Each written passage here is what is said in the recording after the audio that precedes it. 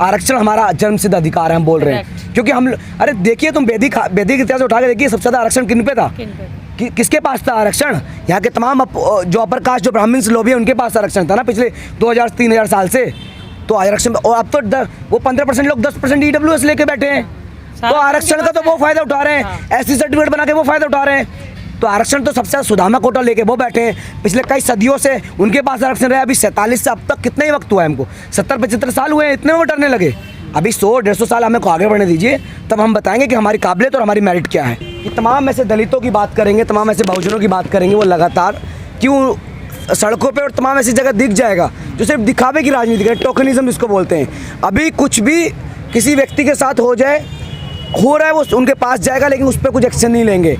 जिसका सीधा example professor Ritu हैं। मैं बार बार इनको बोलता, हमने 40 दिन तक वेट किया, 40 दिन तक वेट किया कि वो लोग आएंगे, सॉलिडरिटी में कुछ तो स्टेटमेंट देंगे, क्योंकि वो यहाँ पर एक चेहरा बने हुए हैं कि वो कहते हैं बार बार कि हम लोग दलितों की बात करते हैं, हम लोग मजलूमों की बात करते हैं, हम लोग वंचितों की बात करते हैं, लेकिन on ground reality, on practice वो लोग साफ साफ इस चीज़ के एंटी दिख जाएंगे।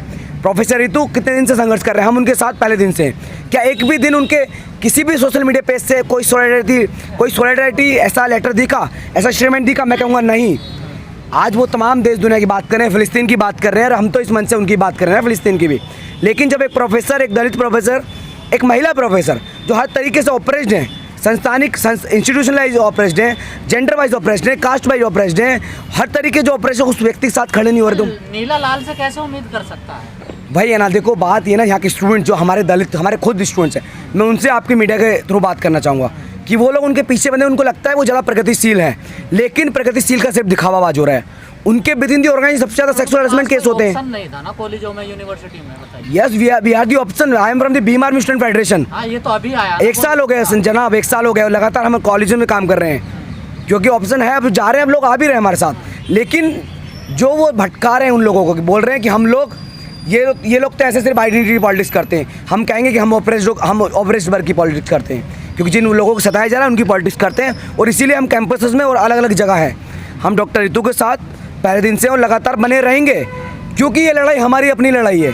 आज प्रोफेसर रितु, कल हम भी हो सकते हैं, क्योंकि हम भी इसी यूनिवर्सिटी से पढ़ रहे हैं, हम भी कल यहाँ से PhD करके प्रोफेसर लगेंगे, कुछ और कर रहे होंगे किसी फील्ड में। तो लाल सलाम भी इतना बड़ा खतरा दलितों के लिए जितना जय श्री राम है? देखो, मैं सीधा बोलूँगा, मैं मार्क्सिज्म को कभी डिनाई नहीं करूँगा, लेकिन इन पार्टीज़ को जो उनके नाम पर अपनी राजनीति कर रही हैं, जो यहाँ के ओप्रेस तबके के नाम पर राजनीति कर रहे हैं, उनको साफ साफ उनका चेहरा दिखाएंगे हम कैंपस में खड़े होकर कि आप लोग दलितों के नाम पर राजनीति कर रहे हो, लेकिन दलितों के खिलाफ किस तरीके से हो। इनडायरेक्ट वे में आप पूरी लीडरशिप, ब्राह्मणिज्म, जो अपर कास्ट सोकल ऑपरेस का जो ऑपरेसर हैं, जो सता रहे लोग, उनको तुम लीडरशिप दे रहे हो। मतलब लेफ्ट में भी वही, राइट में भी वही, मेन स्ट्रीम मीडिया में भी वही, बस चेहरे बदल रहे हैं। लाल के नीचे आके हम कहें हम प्रगतिशील हैं, राइट विंग में तुम हो एकदम सबको सता रहे हो, मीडिया में जाके बोल रहे हैं कि हम सबसे बड़े मीडिया के हितकारी हैं। तो हर जगह ये लोग जैसे एक दीमक की तरह जा चुके हैं, हर लोग वही कास्ट के लोग दिखेंगे। तो लाल सलाम वाले सबसे आगे आते हैं। कौन से मुद्दे पे बताइए? मुस्लिम मुद्दे का, कोई भी मुद्दा हो, मुस्लिम। मैं तो कह रहा हूँ, जब मॉब लिंचिंग हो रही होती है तब लोग कहाँ रहते हैं? आज अगर आप रिलेट कीजिए, देखो इस चीज़ को मैं आपको एकदम डीप, एकदम बारीकी समझाता हूँ कि आपको लगता है वो कास्टिज्म में भी बहुत ज़्यादा बोलते हैं। कल को प्रोफेसर रितु को यहाँ पे कोई मार जाए ना, वो सबसे पहले खड़े दिखेंगे, वो मुद्दा ढूंढते हैं इस चीज़ का कि मॉब लिंचिंग कहीं हो तो हम मुद्दा बनाएं, किसी दलित को कहीं मारा जाए हम मुद्दा बनाएं, किसी दलित महिला के साथ रेप हो, किसी महिला के साथ रेप हो, हम मुद्दा बनाएं, उसके साथ दिखें कि देखो हम खड़े हैं, उसके साथ हम स्टैंड करते हैं।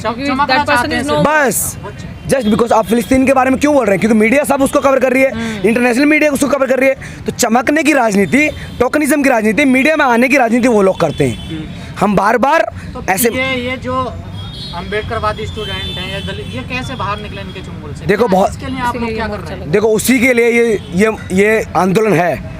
यहाँ से एक चेतना की लड़ाई, एक कॉन्शियसनेस हम जगा रहे हैं। ये आंदोलन डॉक्टर रितु के साथ साथ ये बहुजन आंदोलन भी है, ये डिग्निटी आंदोलन में, ये आइडियोलॉजिकल आंदोलन भी है कि अम्बेडकरवादी लोग यहाँ पे आते हैं, पर डे कम से कम इस नॉर्थ कम 15 से 20 स्टूडेंट आते हैं, कुछ सीख के जा रहे हैं, वो आगे लगातार और दिन आ रहे हैं। जिस दिन लार्ज गैदरिंग होंगी उस दिन मास नंबर में यहाँ पे स्टूडेंट दिखेंगे। अभी थे कुछ कम मात्रा में थे, लेकिन ठीक ठाक मात्रा में थे। क्या पता आने वाले टाइम पे यूनिवर्सिटी के सारे बहुजन लोग इस मूवमेंट में और इन सड़कों पे दिखें।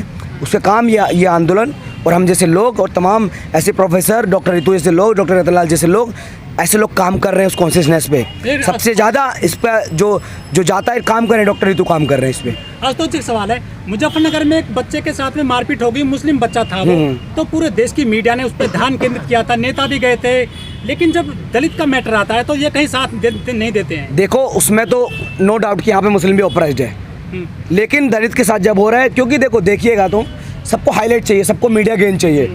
हिंदू मुस्लिम तो उनको सबसे देखो मीडिया जब हाईलाइट कवर करेगी हिंदू मुस्लिम का, तभी तो बीजेपी के वोट बैंक आगे बढ़ा पाएगी ना।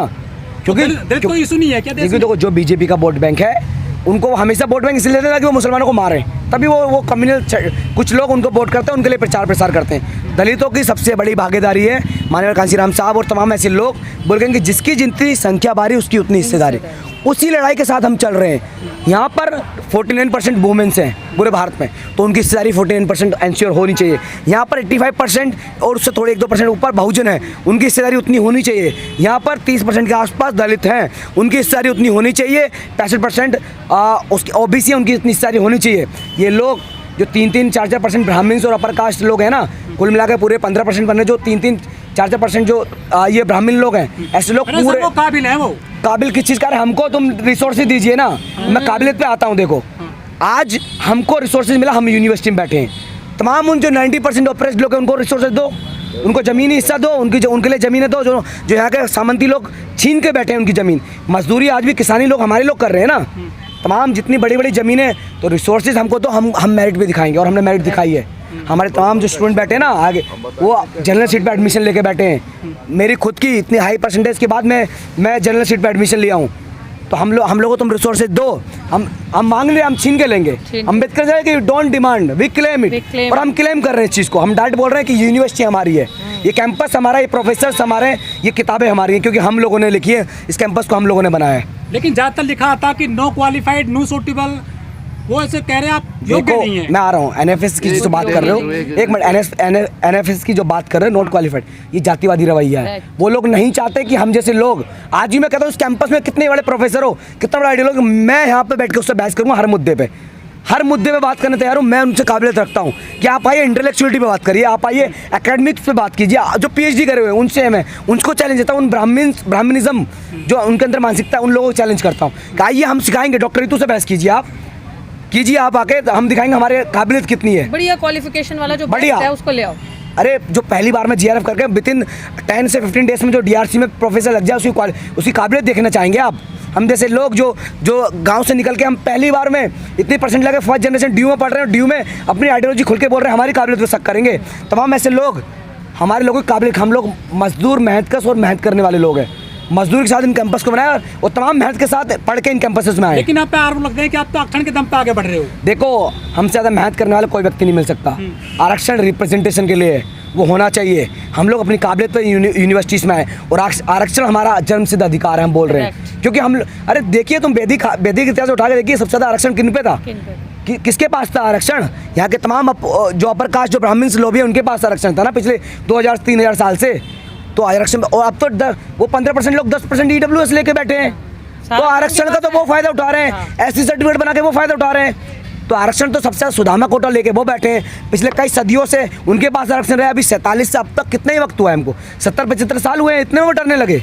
अभी 100-150 साल हमें को आगे बढ़ने दीजिए, तब हम बताएंगे कि हमारी काबिलियत और हमारी मेरिट क्या है। सिक्योरिटी फील होती है कि यहाँ पे आप किस तरह से आप सेफ रखते हैं खुद को? देखो हमारा हथियार हमारी विचारधारा है, हम उस विचारधारा को लेके उस विचारधारा को अपना हथियार बना रहे हैं। हम किसी इनसिक्योर नहीं, हम बोल रहे हैं ना कि हम डिमांड नहीं, हम क्लेम कर रहे हैं, क्लेम इसी तरीके से कर रहे हैं। जब हमारे प्रोफेसर ऐसे होंगे ना तो स्टूडेंट्स भी ऐसे होंगे, हम डरने वाले लोग नहीं हैं। अरे हम बोलते हैं कि बार बार तमाम धन दौलत गोला बारूद के बावजूद भी वो डरते हैं। वो डरते हैं कि एक दिन हम जैसे गरीब और निहत्थे लोग उनसे डरना बंद कर देंगे। आज वही हो रहा है कि हमने उनसे डरना बंद कर दिया है। सीधी बात है, अपने विचारों की लड़ाई लड़ रहे हैं और इस पर हम आगे चलेंगे और इसको जीतेंगे।